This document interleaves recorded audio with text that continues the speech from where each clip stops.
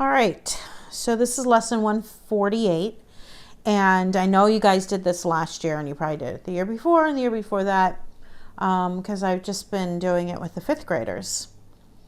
Two things though to remember.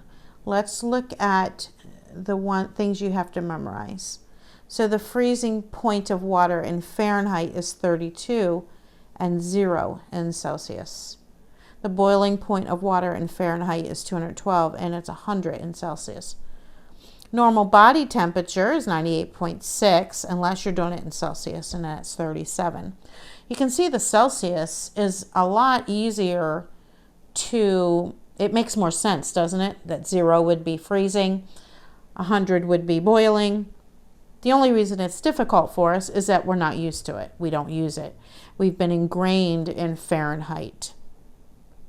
To remember, the important thing about when you solve the problems is order of operations, and I'll probably talk about that once we get to it. All right, let's fill in these blanks real quick. So a blank is an instrument used to measure temperature. That would just be thermometer, thermometer, a heat meter. Thermo means heat.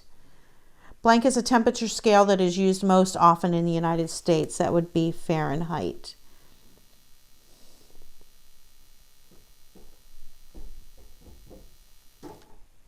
Okay. Both temperature scales are based upon boiling and freezing point of water. And that's significant because different things boil and freeze at different temperatures. All right. So normal body temperature in Fahrenheit is 98.6. Celsius would be 37. Freezing Fahrenheit is 32. We should probably put our little degree symbols. And freezing is 0 in Celsius. Boiling is 212. And Celsius would be 100. Okay? Round these degrees to the nearest whole degree. The first one is done for you. So this is just because once you get into the decimals, it gets a little tedious for everyday life, maybe not for scientific purposes. So we need to make sure that we can round them to the nearest whole degree. Okay, so this is a little tricky. A, 37.2. So the 0.2 is going to round up that 37 or keep it the same, and it keeps it the same. 12.9, that 9 is going to round that 12 up to a 13 degrees. Okay. 29 and 3/5. Is 3/5 more or less than a half? It's more. So round it up to 30. All right, 0.3 is 3/10. That's closer to 0 than 1, actually. So if we were rounding it, you would round that to 0 degrees Fahrenheit. 75 and 2/9. 2/9 is less than a half, so keep it 75. 11 and 7/9. 7/9 is more than a half, so we'll make it 12 degrees Celsius. 53.7, that 7 is going to round it up.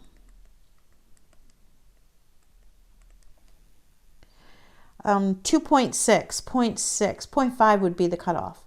I would still round it up. I'm sorry, that would still round it up, but half would be the cutoff, or would go up. So that's more. So we're going to make it 3. 1/5 is less than half, so we'll keep it 9. All right, that was easy. Let's go to the next page.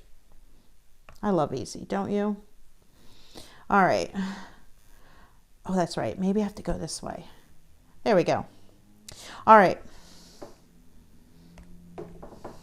Convert Celsius to Fahrenheit. Now, you've done this in the past, but I'm going to help you with it today. So if you're on A, we're looking for Fahrenheit. So we're going to use the Fahrenheit formula. So let's just write it so we get it rememorized. Fahrenheit equals 9/5 times the Celsius plus 32. All right. Now, order of operations. In this problem, the 9/5 times Celsius is coming first. So that makes it easy and we don't even have to think about it. But multiplication would always come before addition anyway. All right. So Let's do 9 over 5. I don't have much room here, and neither do you. We'll do the best we can. If you want to work on scrap paper, go for it. All right, 9 over 5 times 20. Cross cancel. Lovely. So that leaves with 9 times 4, which is 36, right? Take that 36. I'm just going to write it under the 32 because I just don't have any room here. And I'm going to add that. And I get 68. What about you? What you get? All right, let's write 68 up here. All right, let's do the next one. Actually, what I'm going to do is I'm going to write the formula up here. Won't you do that also? That way I don't have to do it so much. Okay, so what I'm going to do is I'm going to do 9 over 5 times the Celsius, which is 65, over 1. And then I'll add the 32. I'll just do it like that, okay?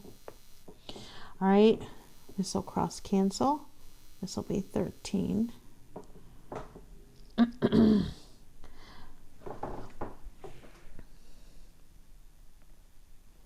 9 times 13. 9 times 12 is 108, plus 9 more is 117. Plus 32. 9, 4, 149.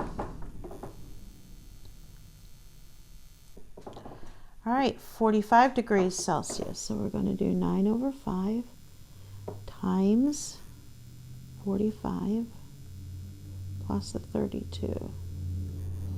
Cross cancel. I get 81.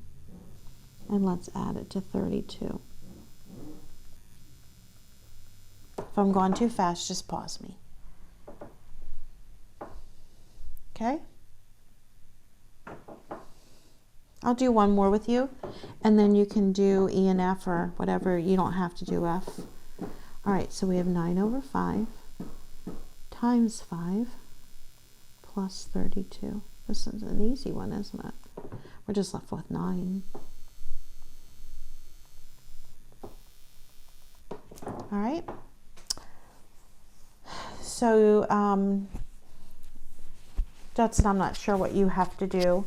But my kids can have to do E, but they don't have to do F. They don't want to. All right, let's look down at the solving. Just as a review, I'm going to do them with you because it's been a little while. So we want to get this x all by itself, and the way to do that is get rid of the 7 on this side.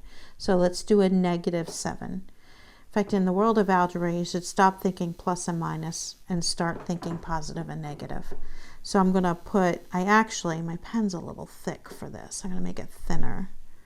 And then I'm going to erase this because I write so small here. Okay, so I should do a -7 equals -7. Okay? So on this side, I'm left with an x because these are gone. On this side, 15 and a -7 make a +8. 8 plus 7 equals 15. 15 equals 15. Remember, it's the process that you got to learn, not that you can figure out in your head that 8 plus 7 is 15. All right, so now, on this one right here, 3/4 equals x over 21. Think of x divided by 21, okay? Think of it that way. So if we want to get rid of that 21, what's the opposite of divide? Multiply. So let's multiply it by 21. I probably should have rewritten it down here, but I can do it over here. I can multiply this by 21, right? All right, I guess. So this side I'm left with x. Over here, I'm going to go ahead and rewrite this, just so. And, I shouldn't use that x. Use the dot. So it's 21 over 1 times 3/4. That can't cross cancel, by the way. I almost cross canceled, but you can't. So that would be 62 over 4.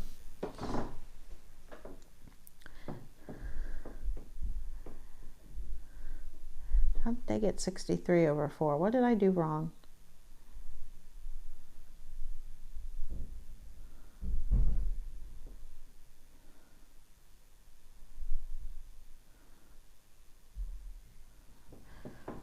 How did I get 6?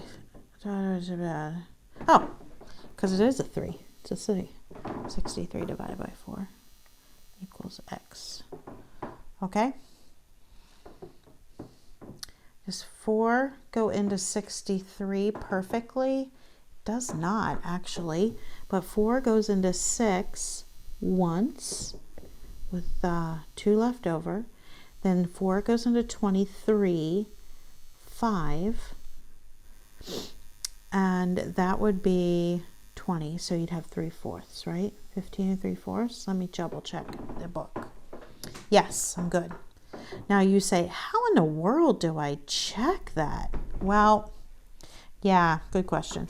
No, actually, they don't give me any room here. So it would be 3/4 equals 15 and 3/4 divided by 21. All right. So what you would do is you would do 15 and 3/4. Just think of it like this. Divided by 21. Think of it like that.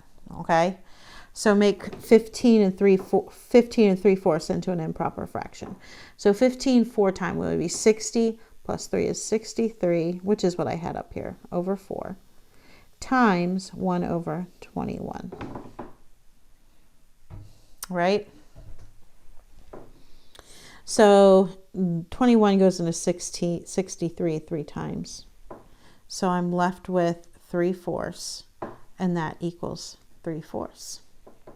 I didn't have much room to really write that in the end there.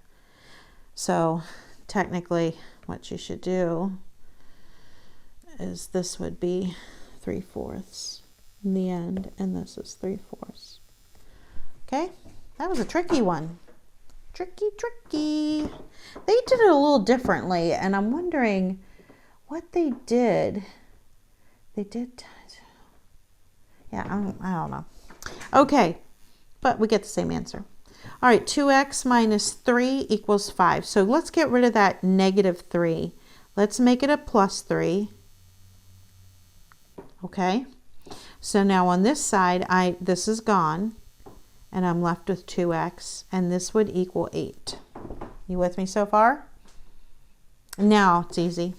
Divide by 2, divide by 2. X equals 4. This one's way easier. Put the 4 in the place of the x.